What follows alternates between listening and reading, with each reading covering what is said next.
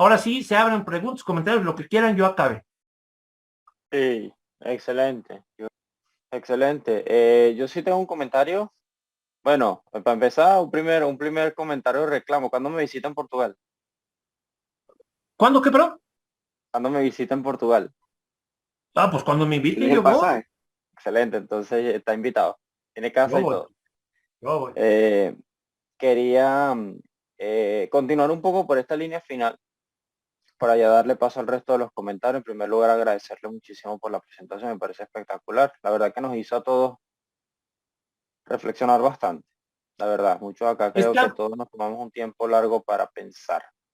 Estamos en el mismo negocio. Todos ustedes y yo, mujeres y hombres, servimos al mismo Señor. Cristo está vivo, nos habla a todos todo el tiempo y nuestra labor es en esta época. Miren, este muchacho, un argentino que anda escribiendo ahí el libro de la generación idiota y todo esto, ha funcionado Laje, mucho, Alaje, ha funcionado mucho porque es un tipo brillante, inteligente, que se está oponiendo, que está dando su batalla cultural. Nosotros como cristianos, dentro de la cosa que nos toca en la Biblia, tenemos que dar esa batalla también. No al estilo de Laje, que él tendrá sus propias convicciones, sino al estilo de nosotros como cristianos que creemos que la Biblia es revelación. No me importa para nada que me consideren científico o no, la ciencia va a seguir cambiando, algún día desaparecerá, tendremos otros métodos de conocimiento, eso seguro va a pasar. Lo importante es que hagámoslo para lo que nos dejaron aquí, ¿no? Entonces, estar aquí con ustedes hoy es parte de mi trabajo. No, no, yo les agradezco que me agradezcan, pero pues es lo que me toca hacer. no, no, no, excelente, excelente. Eh, Se llama a mí lo que hice de Laje y dentro de todo hay un sesgo particular que se ve mucho en las redes de que a los que defienden de alguna forma la fe, así sea que estén defendiéndola a través de un estudio crítico, exhaustivo, académico, lo tachan de apologeta. Así que porque es apologeta y porque es confesional, pues como que no vale mucho lo que piensa. Es una de las cosas que no ve mucho, ¿no? Yo era uno de los que pensé así en su momento, lo llegué a pensar bastante, pero cambié de opinión precisamente dándome cuenta que, que realmente no hay ese divorcio que la gente piensa que hay entre la Biblia, el estudio crítico serio. Es subjetivo, pero también porque dentro de todo hay una cosa que sí me queda muy claro cuando algo es científico, es que no es algo que sea sólido y absoluto. O sea, no puedo decir, mire, esto es así porque no, eso no es así ni siquiera en la ciencia. Pero Hasta acuérdate hace que muy, nadie puede, acuérdate de Ortega, nadie puede. La única realidad radical es tu propia vida. Lo importante es que tú puedas para ti mismo. claro, pero lo digo como casos como, porque la gente poco lo sabe. Hay millones, lo más seguro es que ya sean millones de libros a lo largo de los siglos que escribieron en favor del Big Bang y ahorita con el telescopio James Webb se pone en duda si el Big Bang realmente ocurrió. Entonces, ¿qué hacemos ahí con todos esos libros? ¿Están ahí? ¿Están ahí? ¿Me explico? Por eso yo digo que no se escriban muchos libros, que los libros parecen muchos, pero son bien poquitos. Uno no debería escribir libros a la ligera. Exacto. Entonces ahí tenemos una realidad que es cuando uno se acerca a las ciencias bíblicas, yo por lo menos yo lo hago mucho, yo suelo aproximarme mucho al mito, pero yo no parto diciendo que el mito es falso. De hecho, cuando tomo el mito lo tomo como un elemento de memoria colectiva, de tema, de Tradición. tópico.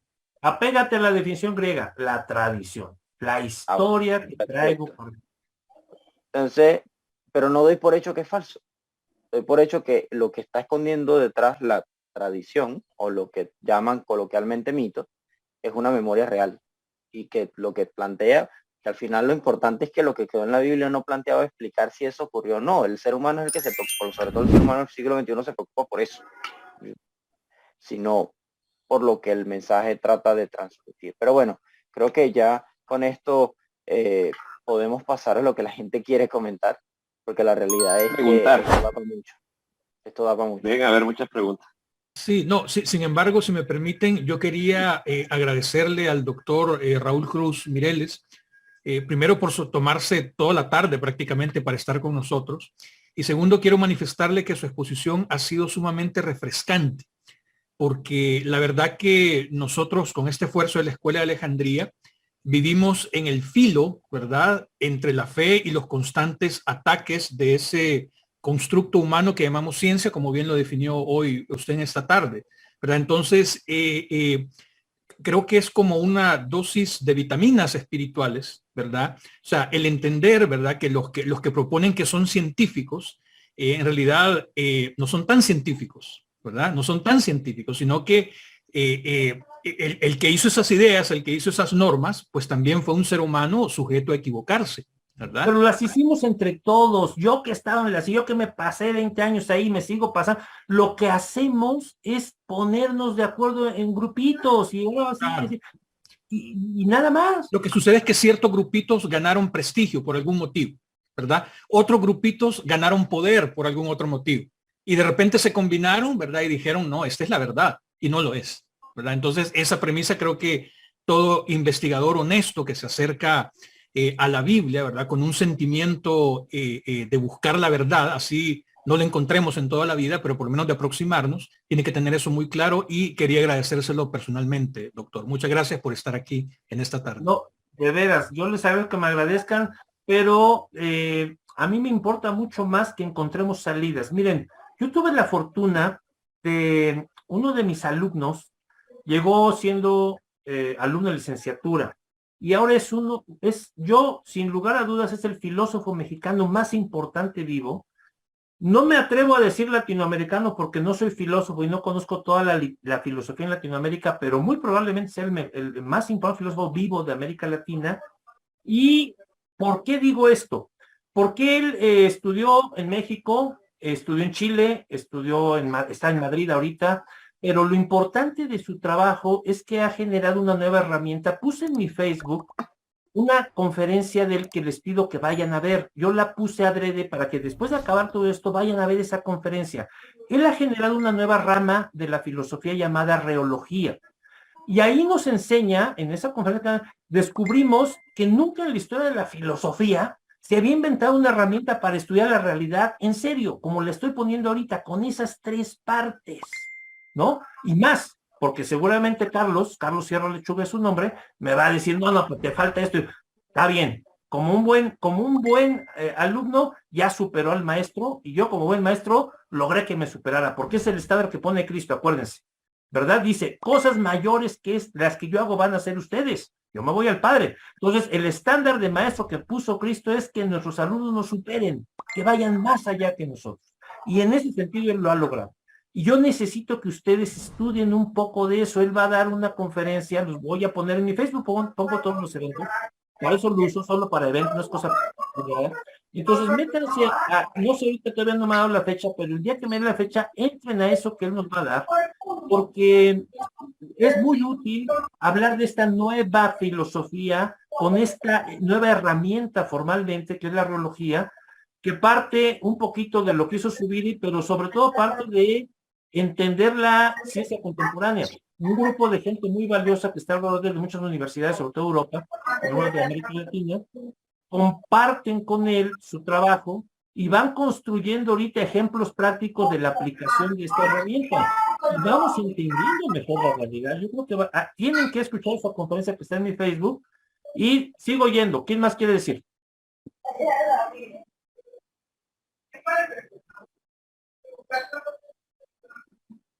William, ¿o quién quiere hablar? No, lo que pasa es que Willan tiene un poquito de ruido de fondo y se cuela, pero ahorita sí necesita el micrófono, él me avisa y yo le abro de vuelta. Bien, entonces yo escucho a ver si alguien más quiere decir algo. Sí, no, estamos esperando es por los demás en la sala, no tengan miedo, adelante.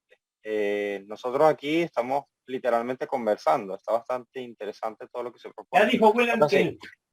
Sí, ahora Willan dice que sí, que vamos.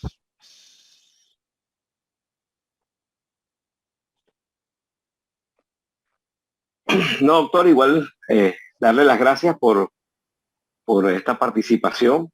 Realmente estoy de acuerdo con las palabras de Raúl, como un refrigerio dentro de este mundo, ¿no? De las ciencias bíblicas, donde uno tiene que enfrentar a aquellos que no son de la fe, ¿verdad? Y es válido pues que ellos también establezcan sus posturas, pues lo que molesta es que las hagan ver como que son la realidad y que la gente caiga incauta creyendo que las hipótesis que plantean, que casi nunca, muchos, mire, en ese debate que escuché de Yatensi con Piñero y Valdés, yo al final le decía, creo que a Jesús, digo, mira, para mí el más honesto fue el viejito Piñero, ¿verdad? Que lo apreciamos, que lo hemos traído acá para escucharlo, porque al menos al final de todo eso dijo y recalcó, estas son hipótesis plaudibles, ¿verdad?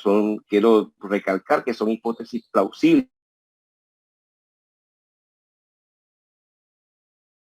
A veces no recalca esto, las toma como verdad y las repite y ya, bueno, tiene rato que penetró la iglesia y sigue ganando espacio. Igual invitarlos, si tiene tiempo, el martes, el sábado vamos a tener una café.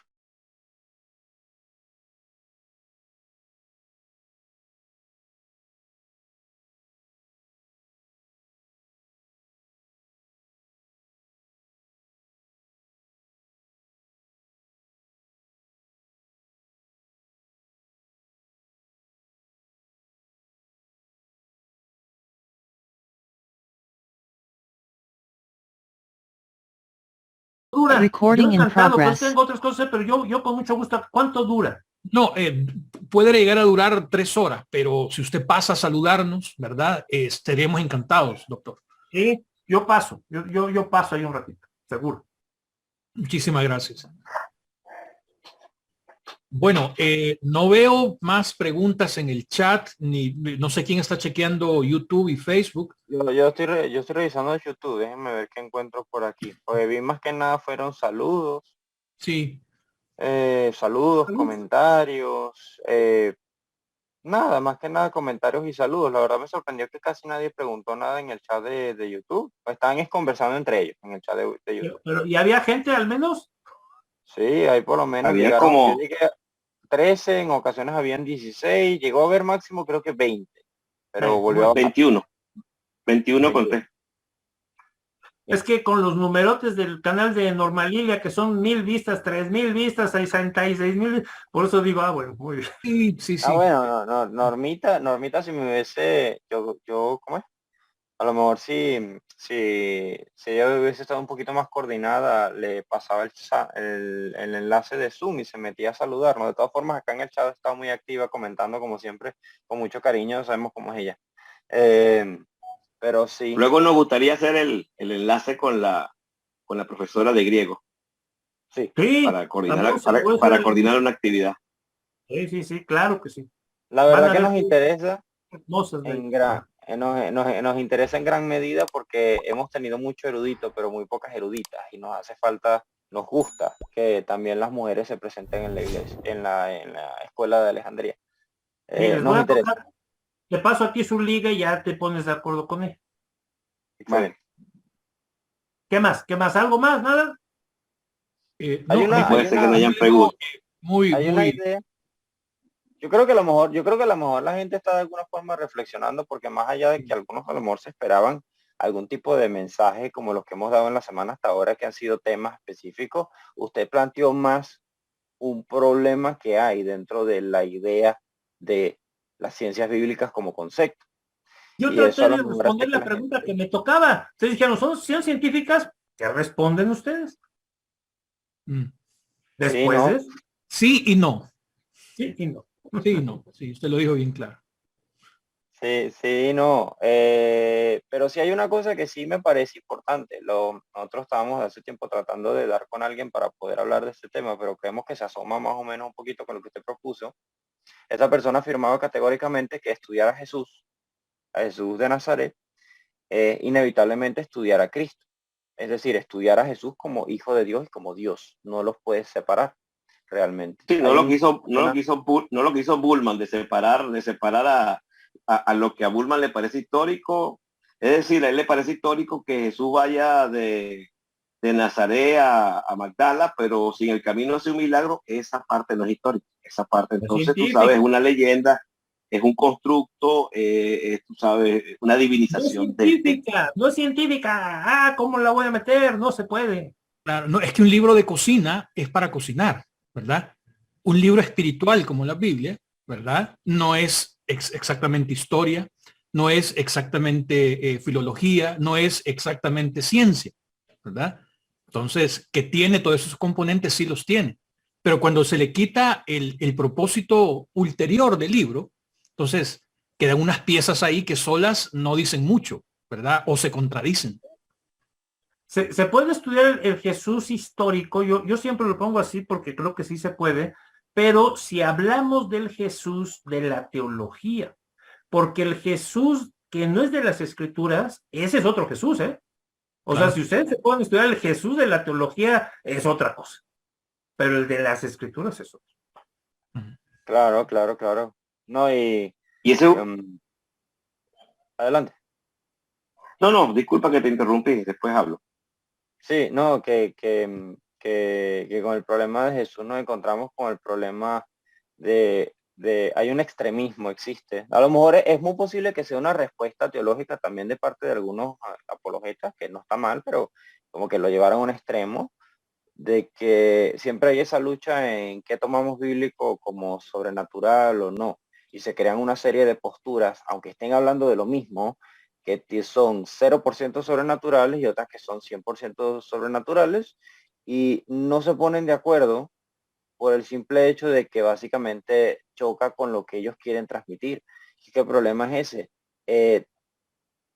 Sacarle el aspecto sobrenatural a la Biblia es quitarle básicamente el elemento que lo convierte en el libro tan particular que es. Porque si la Biblia no tiene nada sobrenatural, ¿de qué se distingue del, no sé, el libro de los muertos egipcios? Por ejemplo, para mí. La, Ili- Y aunque el la libro de los Ilíada, muertos pues. egipcios, exacto, y el libro de los muertos egipcios y la Ilíada, yo demos un ejemplo, yo di un ejemplo empezando mi tesis, mi presentación sobre el mito y la Biblia. La guerra de Troya se considera histórica. Ahora, no puedes estudiar la guerra de Troya sin leer la Ilíada, no puedes hacerlo, porque es básicamente el relato que habla de ella. ¿Me explico? Es eso lo que a la gente muchas veces le cuesta distinguir. Tienes que pasar por eso. Es parte Sí. del análisis. Liz Urtubia, levanta la mano. Elizabeth, ya le doy el paso. Adelante. Sí, no, es que es comentar un poco algo de eso también habíamos estado conversando en la exposición de ayer también sobre el concepto de tradición. Porque hoy día la tradición, hoy día todo lo que es, todo lo que tenga olor a tradición es perjudicial.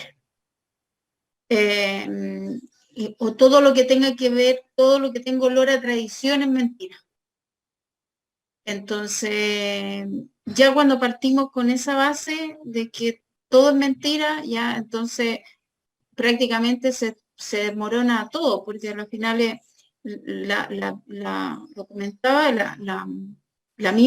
el mismo Antiguo Testamento está fundada sobre tradiciones, o sea, la gran historia de ese pueblo está fundada en su gran tradición, que después se escribió muchos siglos después, lo escribieron varios, etcétera, etcétera, otro tema.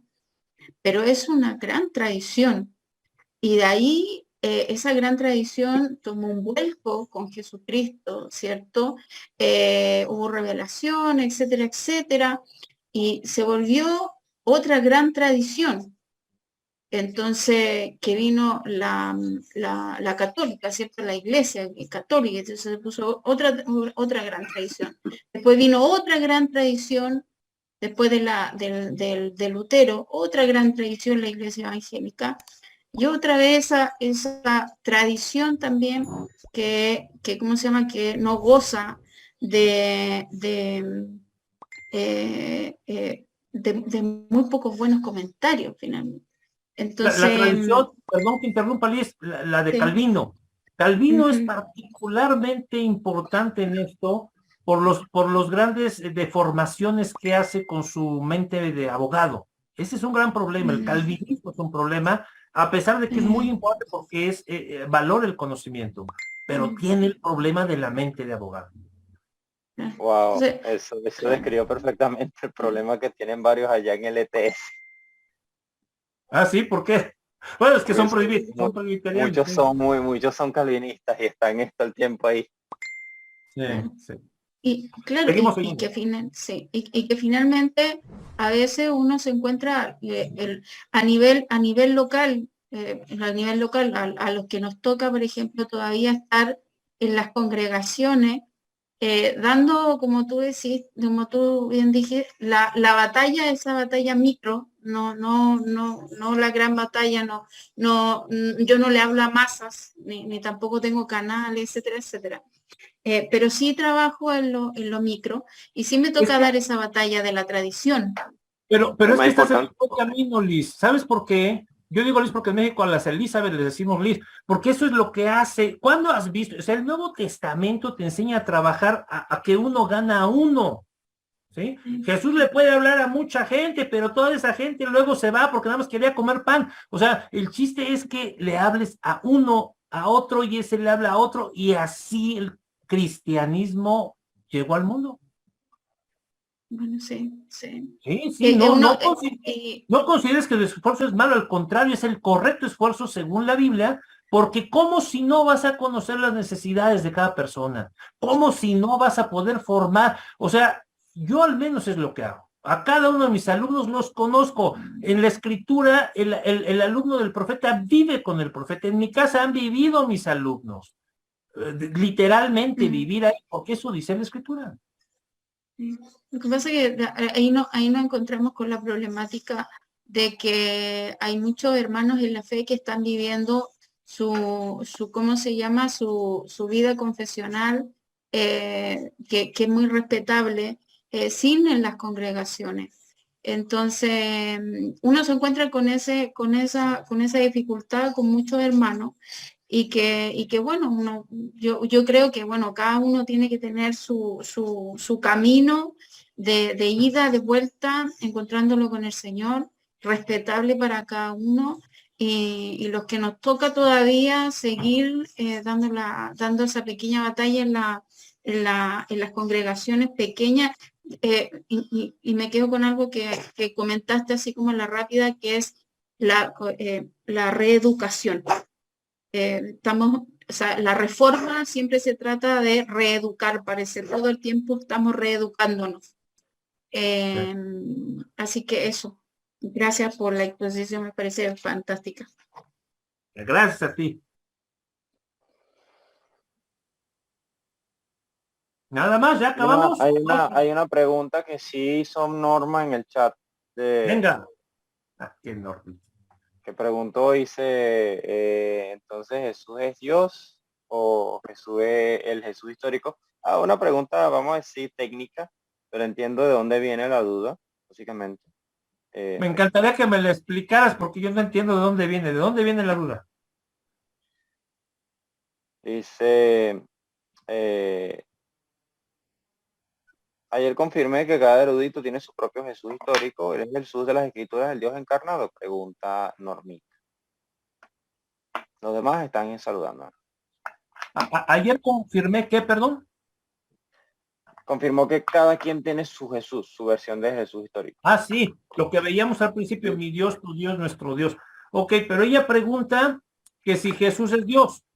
Bueno, la escritura no dice eso, pero últimamente los más recientes avances de la crítica textual en el sentido de las nuevas ediciones del Nestlé Aland edición 28, cada vez mete más versículos donde prefieren una lectura que apoye esta idea de Trinidad. No es Trinidad, pero en lugar de poner, por ejemplo, Kyrios, dejan Isus.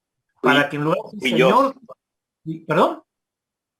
A veces Huillos, a veces Jesús y a Sí, veces Feo. entonces ponen Kyrios normalmente y si no ponen Isus. Es decir, están volviendo lo que podría ser Dios cada vez más a Jesús para dar más apoyo a la cuestión trinitaria. Pero si a mí me lo preguntan, en ningún lugar de la escritura dice eso. Asdrúbal está levantando la mano.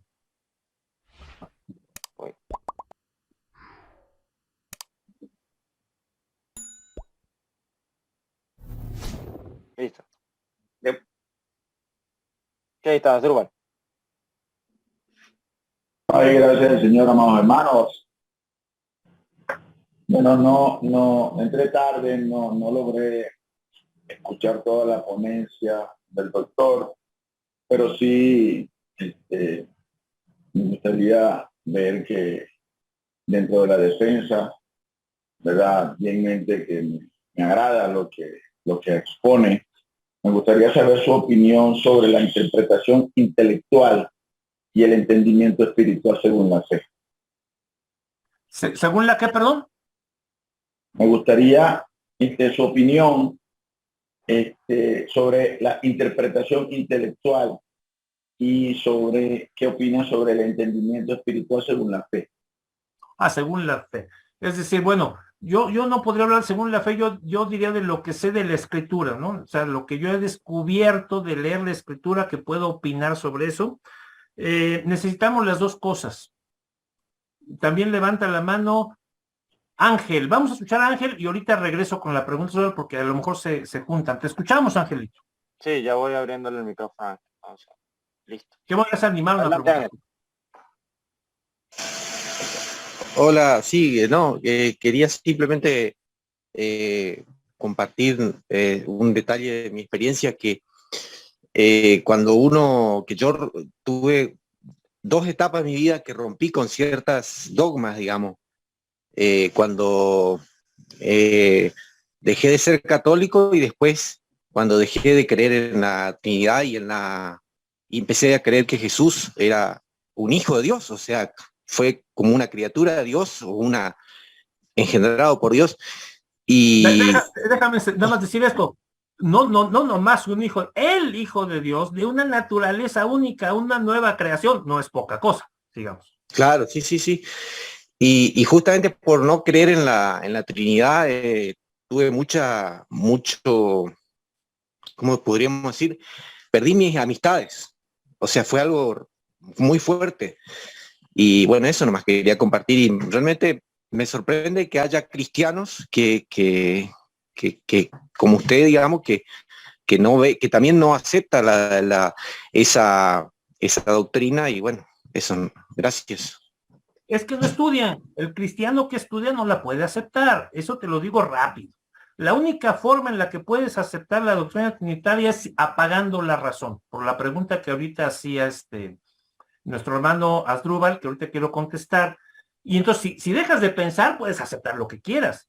Pero si razonas y aplicas la razón a la escritura, y no solo la razón humana, como bien dice Asdrúbal, porque yo insisto, tenemos Espíritu Santo, tenemos la guía de Dios. Miren, les quiero contar una cosa. Ustedes han oído hablar de las escrituras selladas. Yo le llamo así a una escritura que no se puede entender hasta que ocurre el evento. Y Jesús, muchas veces la gente piensa que cuando decimos que Jesús no es Dios, lo que estamos diciendo es que Dios no existe o hemos atacado a Dios, una cosa por el estilo. Pero lo que estamos diciendo es muy preciso, que Jesús es el plan de Dios para salvar a la humanidad, que sí dice la Escritura, que Jesús es la imagen de Dios encarnada, que sí dice la Escritura, y yo puedo seguir con muchas cosas que sí dice, y lo que pasa es que la gente no entiende el valor de Cristo. Dice en Génesis, ahí hay una escritura sellada que quiero comentarles hoy con ustedes. Dice Génesis 3, no me acuerdo si el 14 o el 15, pero está por ahí, y pondré enemistad entre ti y la mujer. Al Nahash, a la famosa serpiente, a Satanás, le dice que va a poner enemistad entre la mujer y Satanás. Eso significa que debido a que la mujer era muy crédula, algo le hizo Dios que la volvió como género enemiga del adversario. Pónganse a pensar en eso, porque eso dice la Escritura. La Escritura dice que todas las mujeres son enemigas naturales de Satanás, en ese versículo. Por eso es que el ser humano, los hombres, que no lo somos, que no nos hizo eso Dios, esos alejamos a las mujeres, las tapamos de arriba abajo, las dejamos en una esquina, no las dejamos salir de la casa. Es decir, que el enemigo no salga al mundo, donde está el adversario trabajando. Noten eso. Yo nomás les digo que piensen en eso que dice la Escritura por revelación, según yo creo que es revelación, pero dice más, y enemistad entre tu simiente, la de Satanás, implicando que existen hijos de Satanás en el mundo, en la tierra, ¿no? Como Jesús les dice a algunos, generalmente los religiosos del templo, los fariseos, los hijos del demonio. Esos son los hijos de Satanás. Y luego, entre tu simiente, la de Satanás, y la suya, la de la mujer. Cuando los rabinos se encuentran con esta bronca, porque es un problema de exégesis rabínica, dicen, pues si la mujer no tiene simiente, no tiene semen, ellos no sabían que tenía óvulos, y entonces dicen, está mal. Y la solución que dieron para el exégesis del versículo fue, bueno, pero no se refiere a la simiente en la mujer, sino a la simiente del hombre en la mujer. Pero así no dice el hebreo, no importa, no se puede entender de otra manera. Órale. Pero Dios lo hizo literal. El óvulo, la simiente de la mujer da origen a Cristo sin intervención de la parte humana masculina. Y ese tipo de escrituras es a las que yo llamo escrituras selladas, que no se entienden hasta que ocurren. Ah, pues se refería a eso. ¿Se fijan? Y lo traigo a colación por la cuestión de lo que creemos de Cristo. O sea, Cristo es mi Señor. Cristo es el único de su naturaleza. Yo voy a ser como Él un día, pero todavía no. Todo eso es cierto, pero no es Dios. Y suponer que es Dios es pervertir el primer mandamiento. Y si el primer mandamiento es tan primero y está por encima de amar a Dios, ha de ser importante. Por eso Newton, que no es cualquier ser humano, dice, esta es la gran herejía que atrasa el cristianismo, pero va a eliminarse a partir del 2060. Él le puso fecha en lo que acaban de ver. Ese número era para cuando el cristianismo iba a entender que no debía seguir esa herejía según Newton. No se atrevió a publicarlo, lo dejó nomás en manuscrito, pero él desarrolló esa idea. Entonces, frente a la pregunta de Asdrúbal, si yo no estoy orando, mira Asdrúbal, yo estoy convencido de que tengo Espíritu Santo y he aprendido, por ejemplo, en Corintios, cómo se hace para hablar en lenguas, para interpretar, qué tienes que hacer para hacer milagros, todo eso está en la Escritura. Entonces lo trato de poner en práctica, le trato de enseñar a la gente, a los alumnos, y cuando lo aplicas, aprendes a escuchar a Dios. A todos oímos a Dios, y se los digo en dos minutos. Les llegan imágenes en la cabeza. ¿Cómo distinguimos eso? Piensen, por favor, en una palmera. En este instante piensen en una palmera. Piensen en la playa. Piensen que están ahí con un coco tomando el coco. ¿Ya lo pensaron? Luego, ¿habrían pensado en esto si yo no se los hubiera dicho ahorita? Pues no. Así es la revelación de Dios. Están ustedes en otra cosa, seguro a todos les ha pasado, y les llega un pensamiento, una imagen mental, un olor, una sensación. Los 5 sentidos físicos tienen su correlato en los espirituales, y por lo tanto, tienen información. Eso es la revelación. Entonces, cuando estoy estudiando la Biblia, mi querido Asdrúbal, hago las dos cosas. Hago mi trabajo, porque si algo he aprendido de la Escritura es que Dios no me va a revelar aquello que puedo conocer por mi esfuerzo. Un como patrón que uno encuentra en la Biblia es que cuando tú puedes hacer las cosas, pues te toca hacerlas porque Dios no te va a ayudar. Pero si ya no puedes, si se te cerran los caminos, llega Dios y te ayuda. Entonces yo hago mi esfuerzo, estudio el hebreo, el griego, busco manuscritos, y cuando ya estoy haciéndolo, ahí Dios a veces sin preguntarle me dice, no, por acá, por allá, o voy y le pregunto en oración, oye Dios, ¿qué crees? ¿Es esta? ¿Es esta? No, pues esa. A veces te contesta, a veces no. Cuando no me contesta, pues sigo haciendo mi esfuerzo. No sé si eso responde a la pregunta de Asdrúbal, pero es lo que yo hago. Las dos cosas. ¿Sí quedó respondida o no, Asdrúbal? Déjame le activo el micrófono de vuelta. Un segundo. Gracias por su amable atención durante este espacio de la Escuela de Alejandría, transmitido en streaming live a través de la sala de Zoom, en simultáneo con la página de Facebook y nuestro canal de YouTube, donde estará disponible permanentemente. Si este contenido le está generando alguna pregunta, inquietud, duda o comentario, le invitamos cordialmente a suscribirse al canal de la Escuela de Alejandría, activando la campana para recibir notificaciones cada vez que abrimos otro espacio de participaciones en vivo o subimos nuevos contenidos. Síganos en nuestras redes sociales. Visite nuestra página web, contiene información que podría interesarle. Y para una comunicación más directa y personal, ponemos a su disposición nuestro chat de WhatsApp. ¿Se escucha? Sí, muy bien. Sí, en cierta parte entiendo lo que dice.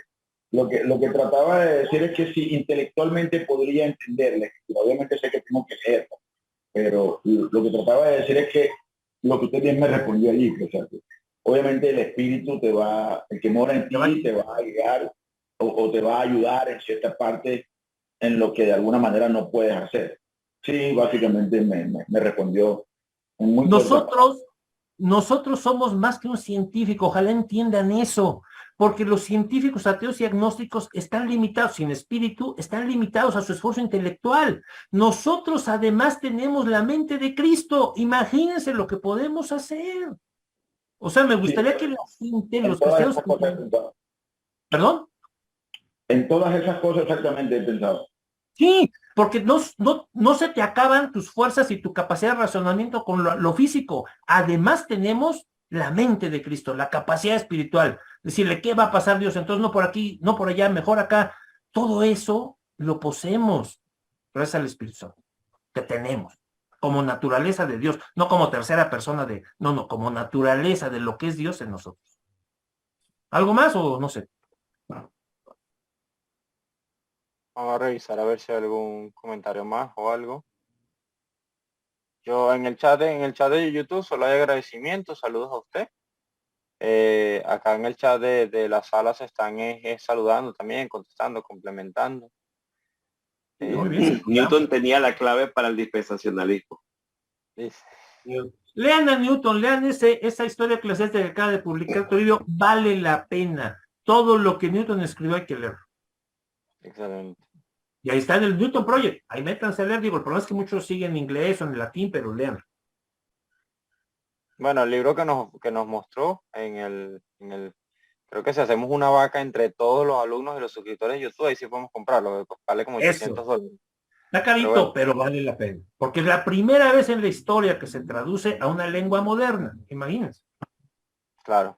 No, bueno, los libros académicos tienen ese asunto que son caros porque son buenos.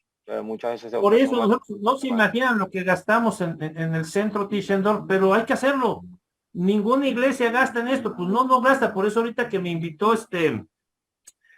invitaron ahí a Colombia, pues yo agradezco que haya iglesias como esta iglesia que se molesta por estudiar en serio la Biblia. Lucas, el profesor va a estar en Bogotá y la entrada es libre, ¿no? Es libre, el pastor me dijo que no, que ellos no cobran, que así no funciona, que el que quiera que va. Voy a ver acá. Listo. Buenas noches, un gusto saludarle, profesor Raúl Cruz Mireles. No tengo nombre, ¿cuál es tu nombre? Mi nombre es Lucas Peláez. A Lucas, yo soy Raúl. Entonces, háblame de tú. Mucho gusto. Sí, qué pena. Yo hago parte pues, del equipo de profesores de la escuela. Una lástima que no pude estar pues en la presentación, la escucharé con paciencia. Estuve escuchando pues el último diálogo y me hacía acordar usted de unas palabras que decía un pastor amigo mío. Y él dice, vea hermano, yo en todos los años que llevo de congregarme nunca he sido capaz de dejar el cerebro en la puerta de la iglesia. Porque es que no, que es comprender la escritura espiritualmente, o sea, explíquenme en eso, o sea, es que es diferente de comprender la escritura pensando. No, yo no creo que eso sea posible, la verdad. Pues si usted se quita el cerebro para comprender la escritura, no va a comprender nada, no va a comprender nada. Entonces, en eso sí, concuerdo con la explicación del profesor, difiero con algunas apreciaciones sobre la Trinidad y la deidad de Cristo, porque también es un tema que he estudiado por años. Como lo he dicho en otros espacios, lastimosamente en español no gozamos de tan buena literatura como en otros idiomas. Por ejemplo, hay una obra que yo voy a esperar algunos años para ver si con un equipo se puede traducir al español, que es una de las obras más apoteósicas sobre el tema de la Trinidad que se me ha atravesado, pero está en francés. Que es la obra... ¿Sabes lo que yo hago? Es exigirle a los muchachitos, a los chicos de las escuelas dominicales que estudien inglés, francés y alemán. No tienen de otra. Si ellos entran a la escuela dominical nuestra, tienen que estudiar eso de los 5 años. Punto. Imagínate, no, es que hay que hacerlo, hermano, porque nunca van a estar traducidos todos los libros que necesitas traducir. Mi consejo es que los metan, son niños muy brillantes. A esa edad, mira, aprenden de maravilla. No, hermano, pues me parece muy loable la empresa y que Dios la bendiga y la prospere, porque sí, yo creo que hay una cosa que yo me he quejado recurrentemente con la literatura teológica en español, es que todavía estamos en los novenarios y en catequesis. O sea, todavía estamos en pañalitos. A mí me sorprende, me sigue sorprendiendo, y yo me imagino, profesor, que usted también se topa con esto en su labor, de que muchos temas que nosotros tocamos en la Escuela Alejandría, y nosotros sabemos que en el mundo anglosajón se están tratando desde hace 150, 200 años. Y nosotros los tocamos aquí, no, la novedad, o se asustan o se van de espaldas. No, hermano, esto es cuento viejo. Antes estamos tratando desde, venga, pongámonos a la par de cierta teología. Tampoco me gusta ser muy peyorativo con los avances de la teología latinoamericana, porque soy fiel creyente de que ha habido teólogos, y los hay, latinoamericanos súper brillantes que no tienen nada que envidiarle ni a los europeos ni a los norteamericanos, pero son nombres olvidados. Yo recuerdo algunos nombres que están haciendo eco, que todavía hacen eco, pero a veces yo siempre uso el ejemplo. Mire, es muy simpático. Llegamos frente al stand de la librería. Estamos buscando un tema de estudio bíblico. Y por aquí nos encontramos un autor que se llama Marcos Albeiro Tangarife. Me inventé un nombre bien latino. Pero tenemos otro libro tal vez con el mismo título, pero el autor se llama Alexander Schumacher. Inmediatamente tomamos el de Alexander Schumacher, porque, no, son alemán o gringo, no suele ser bueno. Regístramelo, por favor. Y hasta en eso se ve una cosa que hemos insistido también aquí en la escuela, el colonialismo teológico anglosajón, en el cual ya lo hemos trabajado acá en la escuela. Entonces, sí, yo creo que tenemos es un reto por trabajar, por leer y estudiar muchas cosas. En lo personal, sobre las áreas que me muevo, que es la filología bíblica y la historia del cristianismo primitivo, hay mucha cosa que desenterrar. Nada más, algunos alumnos aquí hicieron el ejercicio el año pasado que me dio por lanzar un curso, pero bien atrevido, profesor. Le comento la anécdota. Y aquí hay alumnos que no me dejarán mentir en el ejercicio. El seminario se llamaba Cristologías Prenicenas.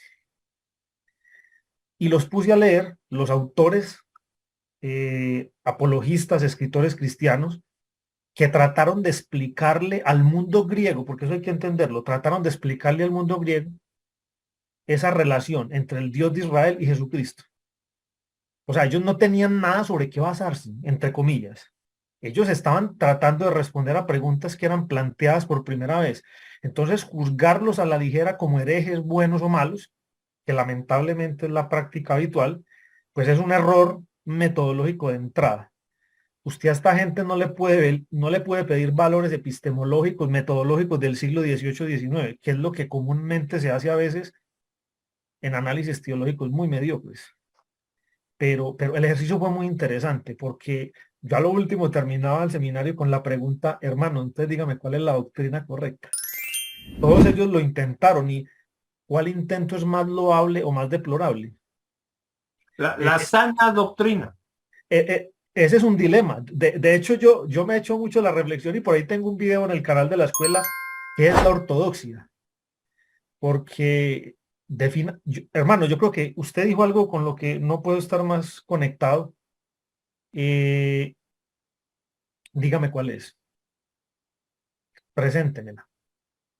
O sea, obviamente podemos decir cosas que sí fueron inventadas después o procesadas después, pero ahí entran también en jaque ciertos dilemas teológicos muy, muy, muy particulares y muy difíciles de digerir. Yo lo he conversado aquí con mis colegas y profesores. ¿Qué hacemos con ese problema teológico que es la famosa revelación progresiva? Yo no sé si el profesor se ha enfrentado a ese debate. Yo sugiero 3 cosas para estudiar la escritura. Primero, no olvidar lo que dice el Devarim Rabbah, cuando dice 70 caras tiene la Torah. Es decir, ya en la tradición rabínica ha pasado milenios trabajando la escritura, milenios. Entonces, quien no conoce la tradición rabínica está a ciegas. Yo siempre trato de tener a mi lado 1, 2 o más talmudistas de confianza, que sean de preferencia de fe judía, que me ayuden en los pasajes que necesito entender. Claro, yo leo la tradición rabínica, la literatura talmúdica, pero necesito que me la explique. De alguna manera, sí. Todo cristiano que no usa esa información anda dando palos de ciego en el Antiguo Testamento y en parte del Nuevo. Entonces, nomás yo les digo, hay que conocerla. Eso es indispensable. 2, una vez que tú conoces eso, estar muy consciente de que por algún motivo que solo Dios conocerá, nos reveló en letras sin vocales con todas las posibilidades de juego semántico la revelación. Ahí están las 70 y en las tres lenguas hasta donde se... Anda, y digamos, ahí está el número innumerable de posibles interpretaciones. Y tercero, dejar de lado todas las teologías. Mi consejo es que te olvides de las teologías y trabajes el texto. Si haces eso, te van a abrir un montón de caminos. Muchos. Olvídate, no hay teología, no hay nada. Es muy difícil borrárselo, pero hay que hacer ese esfuerzo. Doctor Raúl, una cosa que para mí fue, a ver, un poco liberadora, es lo siguiente. Yo sé que a muchos de nuestros hermanos, seguidores y alumnos les angustia el asunto porque ellos se sienten obligados a defender la sana doctrina y ese celo me parece bueno. Pero mucho cuidado, que el mismo apóstol Pablo nos decía que el celo con ignorancia es peligroso y provoca hasta asesinatos. Pero mire una cosa, y lo hablaba ayer con el profesor Anderson. Qué curioso que la preocupación fundamental del judaísmo eran leyes y mandatos. ¿Por qué transformamos en el cristianismo la preocupación fundamental por la doctrina? O sea, el judaísmo se enfoca en el correcto hacer, mientras que el cristianismo se enfoca en el correcto creer. No importa si sos un desgraciado, un mal tipo, pero si crees lo correcto. Te digo por qué creo yo que pasó eso. Porque viene el Espíritu Santo y tienes una comunidad que está recibiendo revelación constantemente, todos, en el primer cristianismo. Ya todos están escuchando a Dios. Y por eso es tan importante que creer. Se acabó la ley. Ya no hay que seguir, la ley está en mi corazón. Ahora tengo esta nueva ley que la llamamos la ley de la libertad, la ley del espíritu de vida, como tú quieras. Ahí habría que trabajarlo un rato, hablar del exégesis de todo esto. Pero el punto es que ahora Dios mismo te va guiando a lo que hay que hacer. Ahora tú eres el templo de Dios, ahora Dios mora en ti, ahora donde tú estás está Dios, todas estas ideas están ahí. Y por lo tanto, como todo eso está ahí, lo que crees se vuelve vital, porque la ley está en tu corazón, en el centro de tu mente.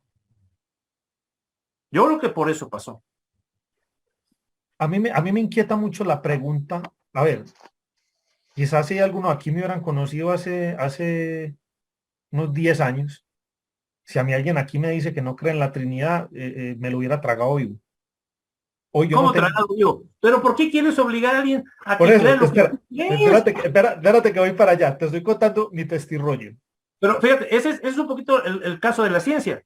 Ahí en la ciencia, pues nunca se traga a nadie. O sea, tú tienes tu teoría, yo tengo mi teoría, a ver cuál aguanta la prueba. ¿Cuál aguanta la prueba? Eso me gusta. Pero como te digo, hoy también por un proceso también de años de estudio, de reflexión, de discutir sanamente, de discutir, de exponer ideas, de profundizar, hay cosas que no se sostienen.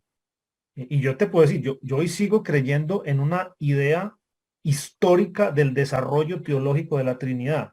Pero a mí sí me salen hoy en día, ¿no? Los cristianos del primer siglo y segundo siglo. Pero es que es cierto, es que sí hay un desarrollo histórico teológico de la Trinidad. Claro. La única pregunta es si podemos ir hasta la comunidad de Pedro, Pablo, Juan. Jamás. Y si ahí había Trinidad. No se sostiene. Esa es la gran pregunta. Es que no se sostiene. Yo lo he podido estudiar y eso, o sea. Perdón. Primero que todo, perdón, no es porque Raúl levantó la mano, no sé si él quiere interrumpir algo. Sí, pero quiero que termine la idea el profesor Lucas. A ver. Primero que todo, la reflexión en las comunidades paulinas, ellos no estaban pensando en esos valores, no estaban pensando con ese desarrollo teológico. Esa fue un desarrollo de preguntas posteriores, como todo en la ciencia. Es como pedirle, ¿cómo sabemos que no estaban pensando eso? ¿Cómo sabes? No, a ver, hermano, yo quiero aclarar esto. Mucho cuidado que no quiero exagerar palabras y decir, ellos sí estaban pensando, pero no con esos códigos, digámoslo así, no con esos símbolos de un desarrollo teológico posterior. Mira, yo tengo Yo tengo mucha precaución cuando supongo lo que pensaba un pueblo o no lo pensaba. Yo no sé qué estaban pensando. O sea, si tú me dices que estaban pensando eso, yo sé cómo sabes, porque yo no sé qué pensaba. La comunidad, yo no sé. Yo no sé ni siquiera qué piensa mi comunidad hoy. ¿Cómo voy a saber qué pensaba eso? Ese es un buen punto. Y creo que limitémonos pues a las fuentes. Vamos a usar método histórico. Podemos al menos delimitar lo que Pablo sí enseñaba y lo que Pablo sí decía. Y desde la crítica textual, fórmulas añadidas, los famosos símbolos de fe primitivos, que tenemos varios en las fuentes patrísticas, y algunos también hay que someterlos a un examen exhaustivo de crítica textual, porque son de origen manuscrito posterior, entonces no sabemos, si bien son textos que sus originales perfectamente pueden pertenecer al siglo I o II, pero sus copias manuscritas más antiguas son de bien entrada a la Edad Media. Entonces, sí, entiendo toda la problemática. Ahora, déjame Entonces, más poner un punto. Y no sabemos cuánto perdimos de las persecuciones que los judíos hacen a los primeros documentos cristianos.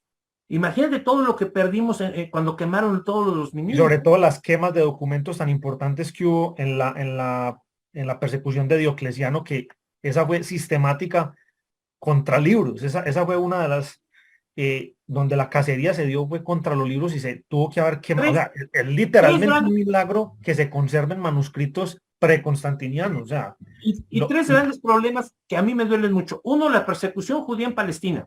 Dos, la persecución romana en el mundo cristiano. Tres, la quema de la biblioteca de Cesarea, que para los cristianos debe ser mucho más grave que la de Alejandría en Egipto. Si y ustedes me acordate ponen que escuela, ajá, las de Alejandría fueron varias. Las de sí, Alejandría fueron varias. En época pero cristiana la creo que de fueron Cesarea, dos.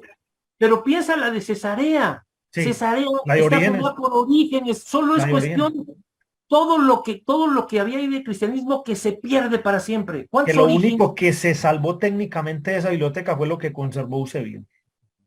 Entonces, Técnicamente. esas cosas me da tanta tristeza, pero imagínate todo lo que habremos perdido de esto que estás diciendo que es vital haber tenido. Por ejemplo, a mí me gustó mucho en su momento cuando pude hacer el estudio de las cartas de Eusebio de Cesarea, porque vos sabes que las cartas siempre tienen ese carácter íntimo. Aunque sean las cartas de un obispo, tienen un sabor íntimo muy interesante donde uno puede conocer un poquito, al menos una lucecita sobre esas comunidades cristianas de esa época y de ese periodo. O sea, una cosa que yo expongo constantemente en mis cursos de historia del cristianismo es, ojo, no exagere la influencia de un escrito, porque es que primero que estamos en el mundo antiguo y eso se escribe por allá en el norte de Palestina y pensar que al otro día ya lo conocían en Hispania, hermano, estás en el siglo I, en el siglo II, eso no va a pasar así. Si bien tampoco es desmeritar las comunicaciones de aquel periodo, es entender en su lógica histórica cómo funcionaba eso. Yo me podría quedar aquí mucho rato hablando con usted, profesor, yo que nos estamos entendiendo muy sabrosamente, pero le cedo la palabra a mi hermano y colega. Mucho gusto saludarle y conocerle. No lo había conocido personalmente. Un placer y un honor para servirle por acá. Gracias por llegar al final de este video que transmitimos desde la sala Zoom en streaming live simultáneamente por la página de Facebook y nuestro canal de YouTube. A todos, gracias por su asistencia y participación.